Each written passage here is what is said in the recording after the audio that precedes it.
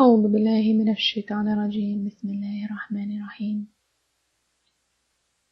All praise and thanks belong to Allah subhanahu wa ta'ala, and peace and blessings be upon Rasulullah sallallahu alayhi wa sallam.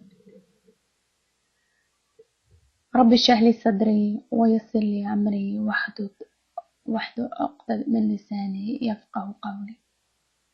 أعوذ بالله من الشيطان الرجيم.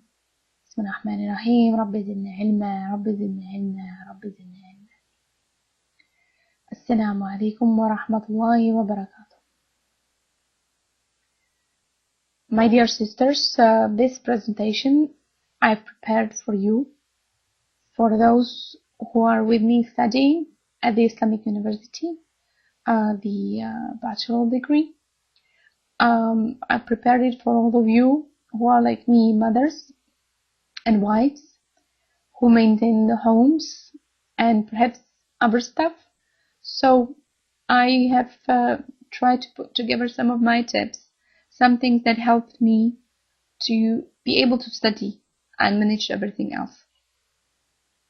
Inshallah, let's proceed to our slides. First thing, and that would be for everything, would be setting realistic goals and assessing realistically your situation. So when considering studies and considering how much time and subjects and everything, first you need to assess your home situation. You need to see how many kids you have, what do you manage, how much your husband is helping you at home. Is there other stuff that needs to be done by you? So every situation is different, every home is different. So inshallah you will be able to realistically look at your situation and think about what you are able to do, what you are capable of doing. Then it would be good time to assess your time situation, your time frames, to have a look at what are you doing during the day, how much time does it require, if you have any spare time, if there is something you can sacrifice to create more time. You can have a look if there is if you do not have a time, how to get some, how to create a spare time. So inshallah I will try to provide you with some tips for creating a spare time. Once we have done that, we can choose our subjects. We choose our subjects according to the time we are able to dedicate to our studies. We should be able to give 3 to 4 hours of studies per day. We should be able to even try to do more than that for the studies to be more for us more beneficial, to be able to understand better, not to just pass by it very fast as long as I did it. I don't think that would be the goal for us. So let's give it at least 4 hours of studies per day. Then there is the amount of the subjects. Me personally, I had first semester I had 7 subjects. However, the second semester I'm choosing 6 only, as alhamdulillah I have been able to manage the 7 subjects with all my modules and not having really any delays. However, once it comes to the assignments, that becomes a little bit more difficult, because then you have 7 assignments to write, sometimes more if there is an A and B part, and you need to create much more time, because every assignment is different, and on every assignment you need a different amount of work and research. So I find personally that 7 subjects is, as far as it's managing, it's fine. However, as far as the assignments and everything, it's quite it can be overwhelming, especially if you cannot really find the materials that you are looking for. So I do recommend 6 subjects or less. Of course, when you have a small babies, probably less would be better than more. Here are some organizing tips. Between my tips would be kids early bedtime. Some cultures are, let's say, a little bit loose as what organizing means, and kids bedtime, they have a different kind of approach. I would say a less Islamic approach, because health is our amana that we need to take care of, which means to have a certain amount of sleep, especially for our children in their age of growth. Then as well, sometimes children are running around at 11 o'clock in the night and making a noise for our neighbors, and that is not very Islamic or considerate, as we are taught to be considerate to our neighbors, to generally to people around us. So the average sleeping time varies from age to age. For me, I have a preschooler and I have a school-age children. So for me, it's anywhere between 10 to 13 hours of sleep per day. Of course, they do not have an uptime anymore. That means it should be during the night.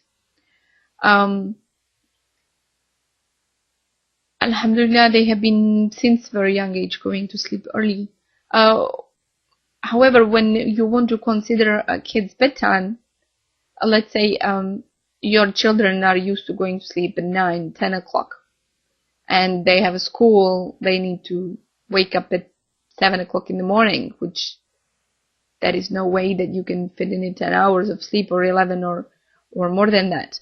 So I do recommend try bit by bit, day by day, to decrease the time.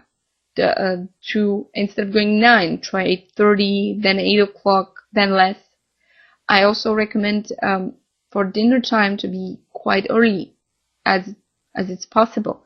That means 6 o'clock, 6:15, 6:30, something that because it's not healthy to go to sleep with a full stomach.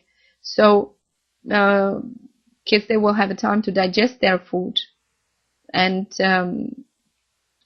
also it will give them enough time to not to feel they're going from a table to bed, but time to slowly get ready, so that you get ready for bed, to brush their teeth, and or whatever bedtime story, whatever you are doing with them as your routine. So I do recommend start even with the dinners earlier, and for them to go to bed. So you will see how much time they have to sleep.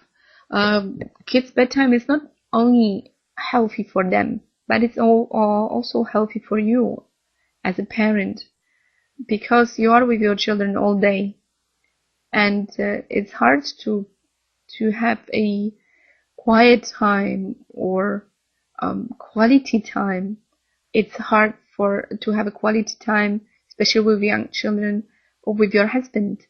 It's very difficult to find the spare time for your hobbies or anything. So this gives you at least 2 hours alone without kids, which I find personally very beneficial, especially when living far, as we do, from a family or from any help. So I do recommend it. Me personally, my children are going to sleep anywhere between 7:15 to maximum 8 o'clock, which gives me then at least 2 hours of studies per evening. So here we go. If you didn't have any spare time, here you can have 2 hours of study time. If possible, according to the ages of your children, try to delegate some of your work. Try to give them some of the tasks that you are doing for them, but they are unable to do it by themselves. For example, making their beds, cleaning their rooms, helping with dishes, cleaning up the table, sweeping up the floor, something that will help your work. It will not just help you in general, but also it will give them responsibility. It will teach them as well that they need to do their part. So it's good for both sides. Another tip that I would give you is a daily menu. What daily menu is basically organizing your meals. I have created, or I sat down with my family. I asked them for their favorite meals, and I organized by colors different kinds of meals. I have a different color for lunch, dinner, or salads, because usually in our house it's very light dinner, salad with some soup, or some kind of just a light thing, hot dog or sandwiches or anything like that. So we sit down and we have put together meals. We put together about 30 meals. I considered some vegetarian, some fast food, something that I can make a day ahead, something that has a chicken or fish, meat, whatever that will make it a little bit interesting, the menu. Then what I do is that I put the cards together and then I just choose. I choose 7 to 10, it depends on the shopping time, meals ahead. So it doesn't happen to me anymore that I'm standing in my kitchen or in front of my pantry and thinking, what am I going to cook? I'm not going anymore and asking everybody, oh, what would you like to eat? No, I have meals that are planned ahead, so I know what I'm going to cook. So if I have a certain meat that is in the freezer, I know I need to take it out. So I don't do something on the last minute. So you can do the same, or you can just have it on the list, whatever is easier for you. As you can see, I have put together all the meals, even my ingredients, so it helps me as well in the shopping. I do, alhamdulillah, I find it very economic in the sense that we buy only what we need, and we buy different varieties, as we are not stuck with the same food over and over again. So I do find this being helpful, not just for cooking, for the kitchen time, but also for the wallet, for the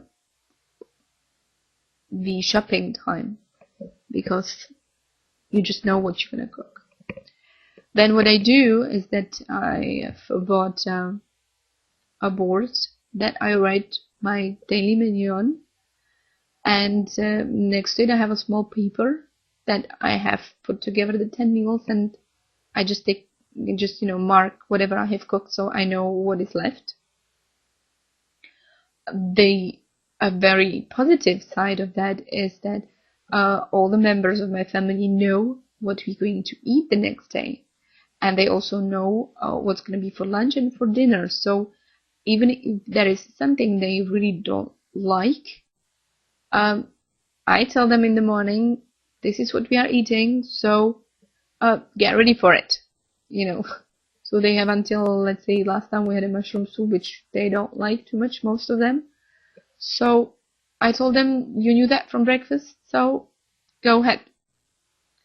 Alhamdulillah, everybody ate it, so, and without so much fuss and it would normally be.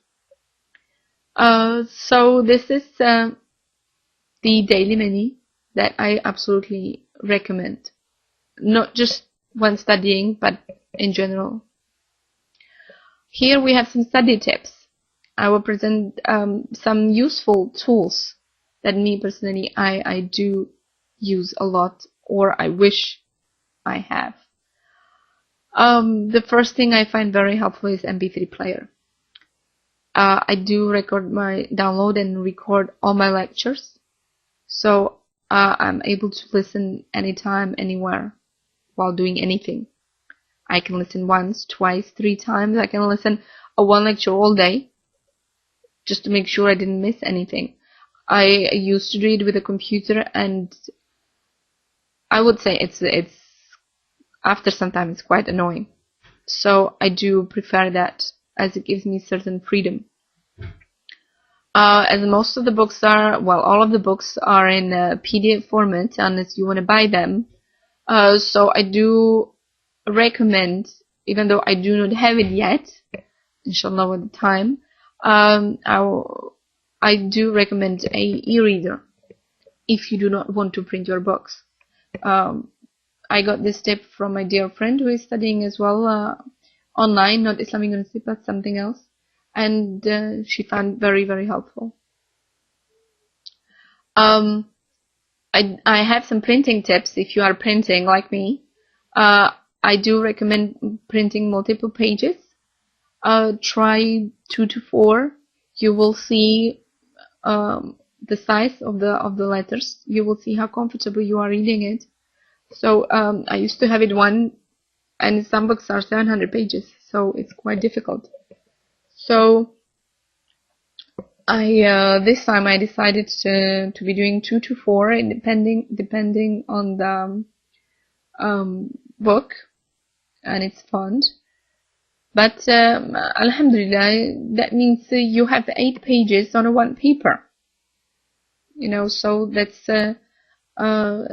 it's alhamdulillah, it's very economic, and not just on your paper but on your ink also. I do recommend ink management settings. Have a look on your printer settings. You will usually find something that would be going with economic print, or ability to adjust a color of the ink, or brightness. So depending on your mark, but have a look around, play a little bit with the settings. I'm sure inshallah you will be able to find something that would suit you best. Also, if you are buying an ink, try to have a look for some big economic size than small sizes that might be cheaper, but when compared to how many pages it prints, it's just not practical. I'm gonna give you my tips. I'm gonna give you tips on studies. First thing I would recommend is to read the material first. I do recommend it because it gives you more as an idea what is the lecture going to be about. So and sometimes if you pass by something and you don't understand it, or it's not very clear to you, with a huge possibility, inshallah, the sheikh during the lecture will explain it, so you will be able to mark it down, or you will just be able to note it. Once you read it, listen the lectures. If you have the MP3, as I recommend, you can listen anywhere, as long as it's safe. You are able to listen while doing anything. So sometimes I do listen when I cook or clean, or I'm outside with my kids. Alhamdulillah, because of the MP3, I have been able to come back to crocheting and sewing and knitting and decoupage and gardening and everything else, because I do not need to be stuck with the computer. So I do recommend multitasking And the good thing on it is, if you have the MP3 and you are doing different stuff, you are able to, let's say, repeat the lecture once or twice. So you make sure nothing slips. So I do recommend the multitasking. No, try. Well, we are women. We are able to do a lot of stuff. MashaAllah. I do recommend, or I do not recommend, TV. I do recommend taking the TV from your schedule, abandoning the TV and not sitting in front of it, even if it's just for 5 minutes, because 5 minutes always in front of TV end up to be in 1 hour or 2 hours, and in the end you find out during the evening you have done nothing at all. So I do recommend just shut down the TV totally. It's just eating the time, and it's not comfortable. It's something that will destroy everything, as well, because you cannot always see, and everything is halal. So it's something that, it's not positive for you in a general. So I do recommend taking it from the list. Taking it away from the list. Another recommendation would be waking up early. It is not only sunnah, it is also something that you will find very, very practical. So you will combine everything together. You will combine the rewards, and you will combine the barakah in your time. You will find you can wake up, let's say, 2 hours, 2.5, 3 hours before everybody will wake up, which means winter time, it's going to be a time when you can make tahajjud. It will be a time when you make sure you are there for Fajr. You will be able to read a little bit of Quran in the morning, and you will be able to have a breakfast if you want alone, quietly, and you will be able to study. You are able to combine all of that, And when I say study, do not look at studies as something that it's, even though it's good, it's something that it's, taking you away from certain things, because studying is an ibadah. So you are basically, imagine that you are turning all your day into ibadah. You will concentrate on studies. With the knowledge you will get, you will be able to remind yourself and turn your daily tasks into ibadah. Imagine every meal you cook, every spot you clean, every every piece of clothes you wash, you will turn that into ibadah. So inshallah, do not look at bed as something positive. Look at your bed as something that's keeping you away from all of that reward. So inshallah, wake up early, being able to pray tahajjud, being able to pray Fajr on time, and do much more stuff before everyone will wake up. This will give you at least 2 hours in the morning. Now I have just showed you, by putting your kids early to bed, by waking up early, getting a minimum of 4 hours per day to study. MashaAllah.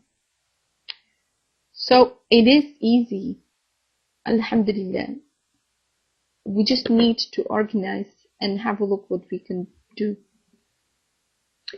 Last but not least would be dua. Ask Allah subhanahu wa ta'ala to grant you barakah in your time. Ask Him to make things easy for you. Ask Him to help you manage everything. So inshallah, with his blessings, and with His help, everything is possible. There is no limit. So do not be afraid. Allah is near, and turn to Him, inshallah, and He will help. He always helps. So, mashallah, let's be thankful to Him for everything that we have, and inshallah He will give us even more. So I ask Allah subhanahu wa ta'ala to grant us barakah in our time, to increase our knowledge, for we will be able to increase the reward of our deeds, inshallah. We will be able to do the deeds according to the sunnah of Rasulullah sallallahu alayhi wasallam, to be able to please Allah subhanahu wa ta'ala more, and inshallah by His mercy to get the reward of Jannatul Firdaus, inshallah. Inshallah, Ameen. With that, my dear sisters, I've come to the end. I hope and I pray that inshallah some of those steps, if you didn't know them, you will be able to apply them and will be useful to you as much as they are useful to me, and inshallah will continue being useful and beneficial. May Allah bless you all, and may Allah guide us all into a straight path, the path that is towards His pleasure, and there is nothing more important than that. Assalamu alaikum wa rahmatullahi wa barakatuh.